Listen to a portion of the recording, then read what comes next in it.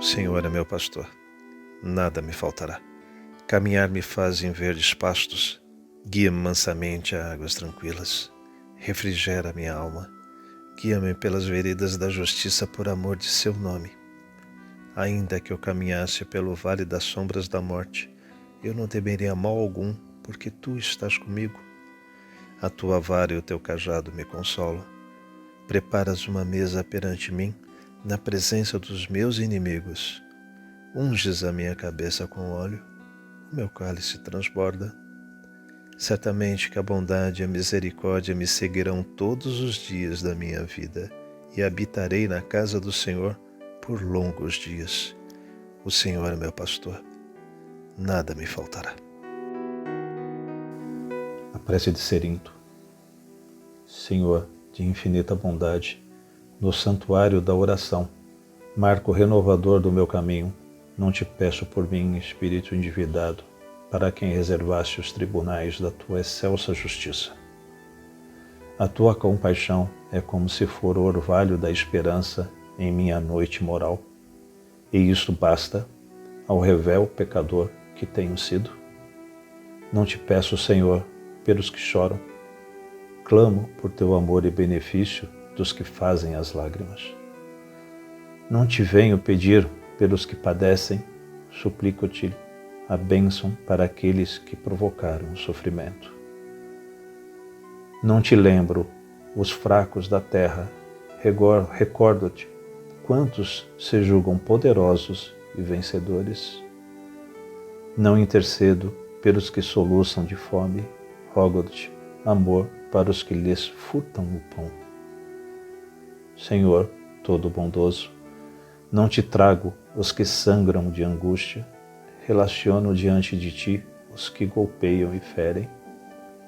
Não te peço pelos que sofrem injustiça, rogo-te pelos empreiteiros do crime. Não te apresento os desprotegidos da sorte, sugiro teu amparo aos que estendem a aflição e a miséria. Não te imploro mercê para as almas traídas, exorto-te o socorro para os que tecem os fios envenenados da ingratidão. Pai compassivo, estende as mãos sobre os que vagueiam nas trevas, anula o pensamento insensato, cerra os lábios que induzem à tentação, paralisa os braços que apedrejam, detém os passos daqueles que distribuem a morte.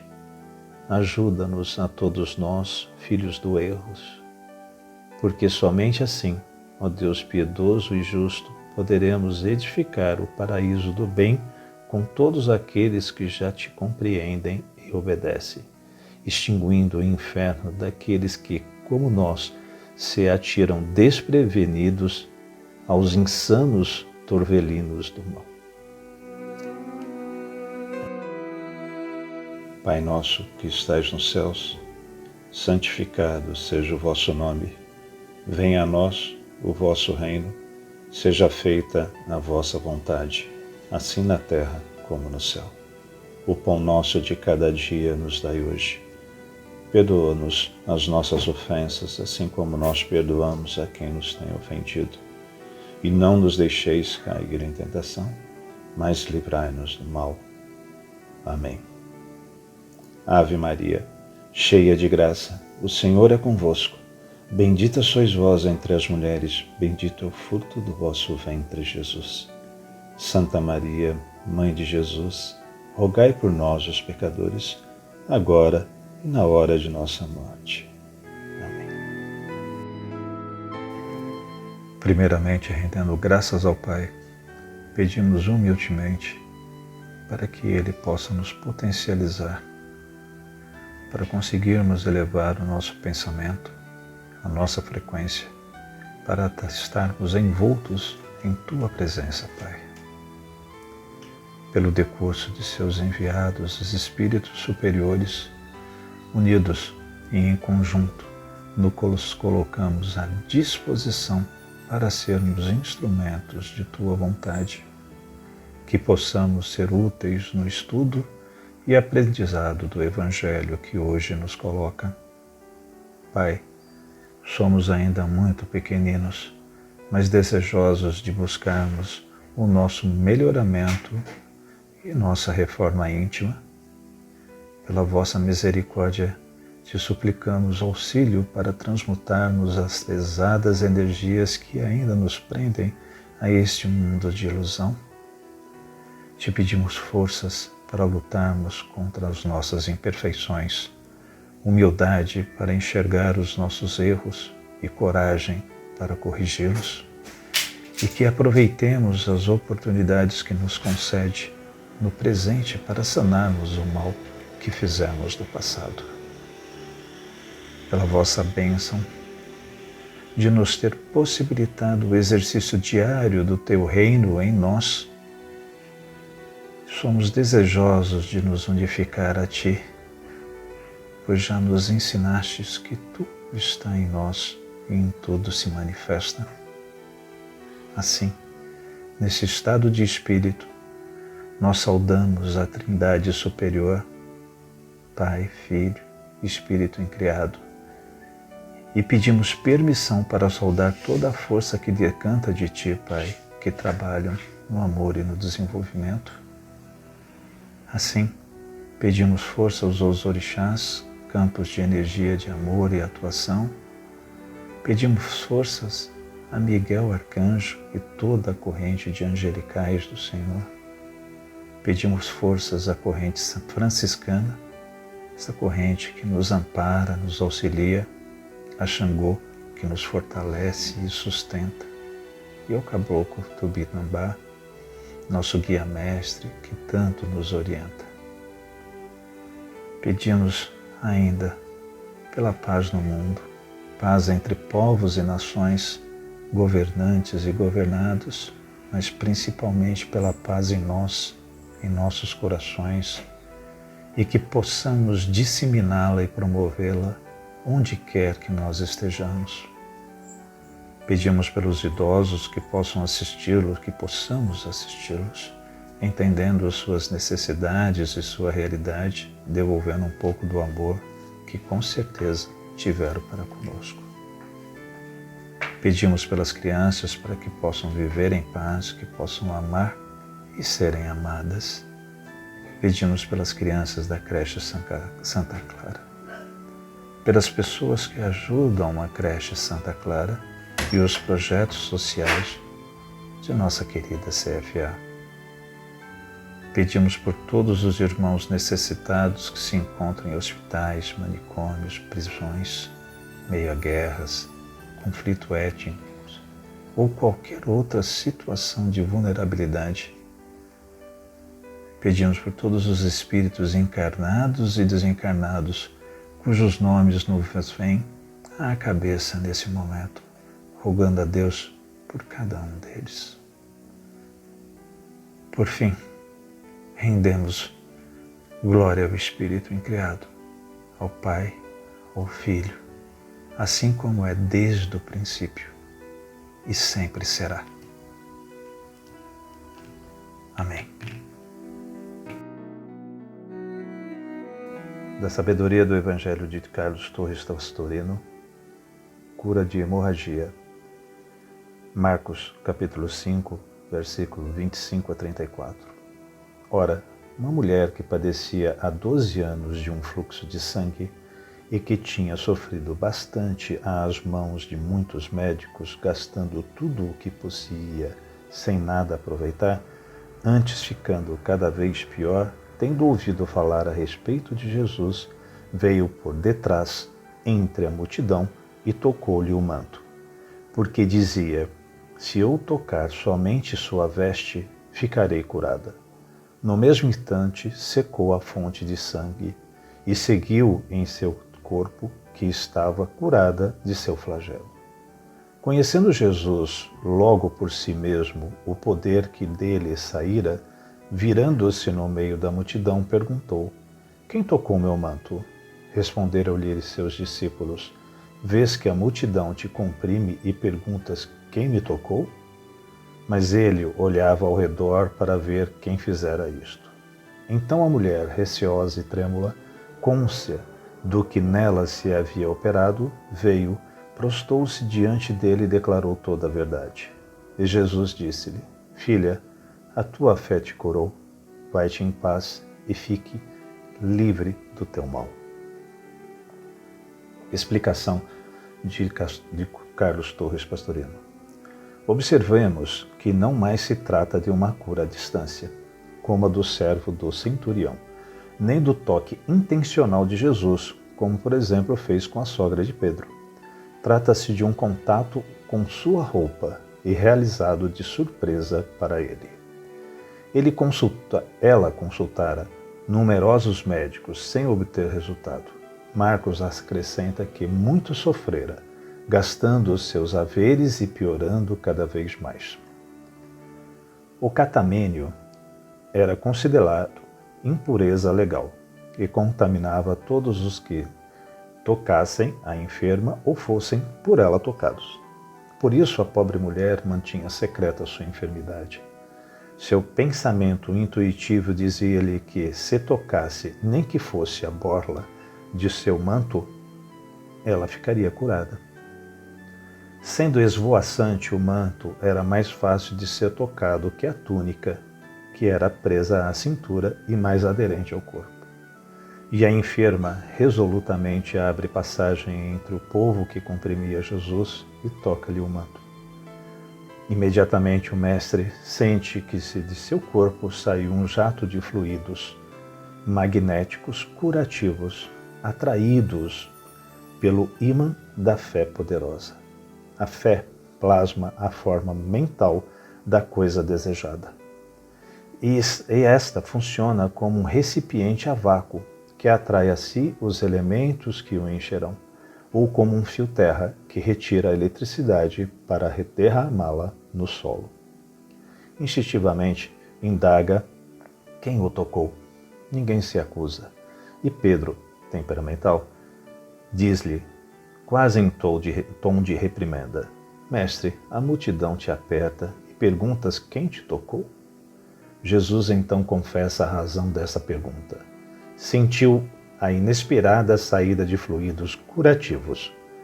Esta anotação é privativa do médico Lucas, não tendo Marcos ousado incluí-la em suas anotações. Quando a mulher, que já se refizera da sua emoção ao sentir-se curada, viu que fora descoberta, talvez por um olhar mais penetrante de Jesus, confessou seu gesto. O mestre não lhe faz a mínima restrição, limitando-se a atribuir todo o mérito do ocorrido à sua fé. E essa mulher, que pelo Evangelho de Nicodemos, capítulo 7, dá o nome de Beronique, e os textos latinos Verônica, a lenda apoderou-se dessa figura e fez que ela, no percurso de Jesus para o Calvário, lhe enxugasse o rosto suado e ferido, ficando a sua face gravada no lenço, o santo sudário, que mais tarde operou numerosas curas. Explicação esotérica de Torres Pastorino. Observemos o que nos ensina esse fato material. Em primeiro lugar, notemos que os três evangelistas o colocam na mesma posição, no percurso para a casa de Jairo, entre o pedido do pai e a cura da filha. Além disso, os três assinalaram que a mulher sofria de seu catamênio havia 12 anos e também que a menina curada tinha exatamente 12 anos. Outros pormenores: o nome hebraico Jair, helenizado em Jairo, significa o sexto. Ora, já vimos que o número 12 no plano humano exprime o holocausto de si mesmo. O simbolismo é intensificado pelo tipo de enfermidade. A perda de sangue é a expiação da alma. Realmente, o Levítico afirma neste local que a alma de toda a carne é seu sangue, e repete a mesma frase por 2 vezes no versículo 14, numa das quais há pequena modificação para que não paire dúvida. Por quê? A alma de toda a carne, o sangue é por sua alma. Parece então bem claro que a palavra alma, do latim anima, porque sua função é animar o corpo, corresponde ao que exatamente é chamado nos meios espiritualistas de corpo astral, que é o que vivifica e anima o corpo físico. Assim como o duplo etérico toma sua forma visível no sistema nervoso, assim o corpo astral toma sua forma visível no elemento biológico denominado sangue. O sangue é a alma de qualquer animal. Nós sabemos com efeito que o sangue passa constantemente pelo coração, em cujo nó está fixa, embora em outra dimensão, a centelha divina ou mônada. Aí o sangue capta as vibrações da vida divina, que leva a todos os mínimos recantos do corpo para vivificá-lo. Se impedirmos a circulação sanguínea de qualquer membro, esse se necrosa, porque onde não há sangue, não há vida, pois não há alma. Além de buscar vida no coração, o sangue vai apanhar nos pulmões o prana, para com ele alimentar as células, por mais microscópicas que sejam. Alimento importantíssimo e vital, embora não único, bastando lembrar que, embora as células podem viver até dias sem comer nem beber, não conseguem manter-se vivas senão alguns minutos se parar a respiração que as alimenta de prana. Mas, como tudo na natureza é aproveitado, o sangue serve de veículo para, enquanto fornece alimento, recolher as impurezas, levando-os ao forno crematório dos pulmões, onde o oxigênio se encarrega de queimá-las na hematose. Veículo do prana parece que são os leucócitos, que, além disso, têm a tarefa de combater os micróbios por meio da fagocitose. Então, verificamos que os dois principais elementos sanguíneos têm suas funções bem definitivas. Enquanto os leucócitos alimentam as células, lhes carregam as impurezas e as defendem contra os invasores prejudiciais.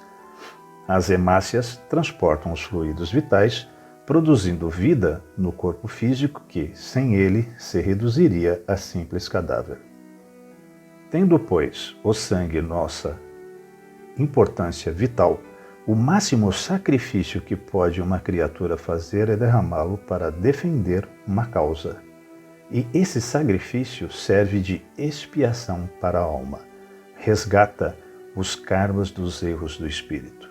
Daí o grande valor das primeiras testemunhas do cristianismo, cujo sangue, no dizer de Tertulliano, era a semente de novos cristãos. Feito esse preâmbulo, vejamos o simbolismo desse fato material que se passou no plano físico.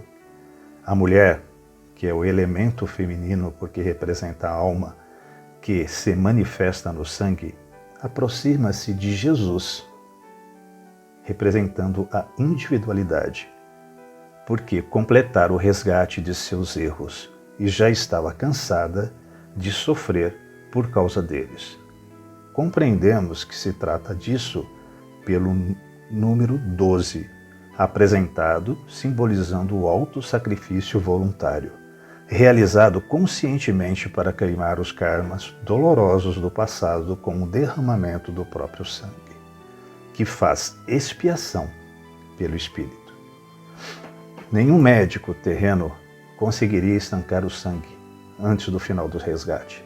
Com efeito, por mais sábia e santa que seja a entidade, encarnada ou desencarnada, ela não conseguirá libertar quem quer que seja dos seus resgates se não tiver chegado o tempo. Só a própria criatura poderá fazê-lo.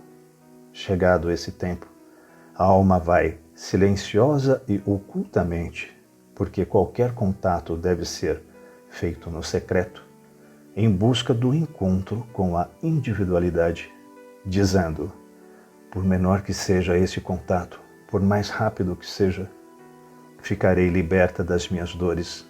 Busca então tocar entrar em contato com a borla de seu manto. É pelas pontas que melhor se escoa o magnetismo. A alma crê que ao entrar na vibração do plano da individualidade, certamente terá estancada a fonte de sangue, ou seja, o ciclo fatal do karma.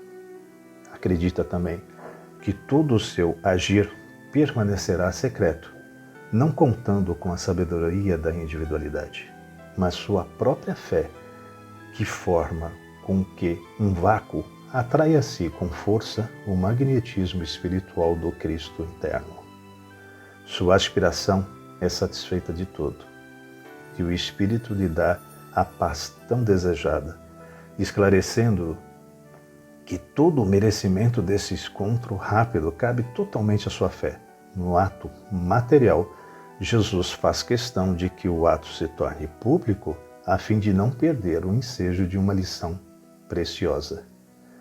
Daí ter confessado que sentiu sair de si um fluido a fim de provocar a confissão da beneficiada e com isso dar-nos o ensinamento.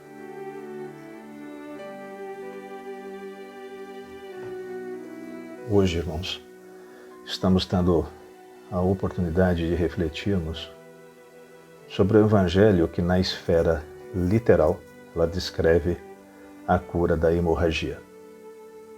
No texto, a palavra catamênio significa fluxo de sangue de origem menstrual, ou seja, pode ser entendida como hemorragia.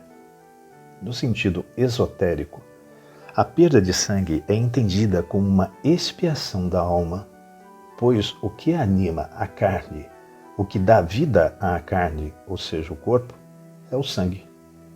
Portanto, a alma da carne é o sangue.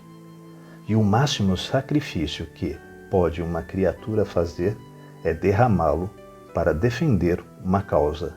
Neste caso, o resgate kármico dos erros cometidos do espírito. Mas esse derramar o sangue é no sentido poético, não é no sentido literal. Observemos que a lição nos fortalece no sentido dos sacrifícios necessários, quais sejam, mas não se limitam a esses. Compreender a nossa personalidade, dominar as nossas emoções, amar aos nossos próximos. Para conseguirmos os nossos resgates, indica que não será com a ajuda externa, neste caso representado pelos médicos, que nos possibilitarão o livramento do ciclo kármico.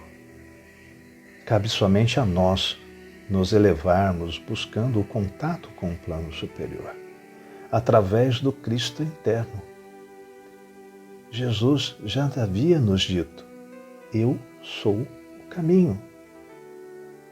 Então, pela nossa fé, chegaremos a este mérito que é um feito de cada um de nós. O nosso caminho, a nossa trilha, depende unicamente de nós. Não é externo, é interno. Então, vamos nos colocar à ação. É caminhando que se faz o caminho. É amando que nos tornaremos amor. Graças a Deus. Senhor, fazei-me instrumento de vossa paz. Onde houver ódio, que eu leve o amor. Onde houver ofensa, que eu leve o perdão. Onde houver discórdia, que eu leve a união. Onde houver dúvida, que eu leve a fé. Onde houver erro, que eu leve a verdade. Onde houver desespero, que eu leve a esperança. Onde houver tristeza, que eu leve a alegria. Onde houver trevas, que eu leve a luz. Ó Mestre, fazei com que eu procure mais consolar que ser consolado, compreender que ser compreendido, amar que ser amado, pois é dando que se recebe, é perdoando que se é perdoado, e é morrendo que se vive para a vida eterna. Graças a Deus.